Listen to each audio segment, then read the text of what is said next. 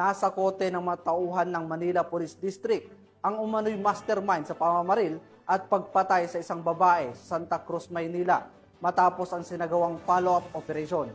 Alamin ang buong detalye ng report mula kay Patrolwoman Ivy Corporal. Naaresto ng Santa Cruz Police Station 3 Intelligence Unit sa follow-up operation ang 36 anyos na alias Ponggay na itinuturing na mastermind sa pamamaril at pagpatay sa 29 anyos na si alias Enang sa Santa Cruz, Maynila.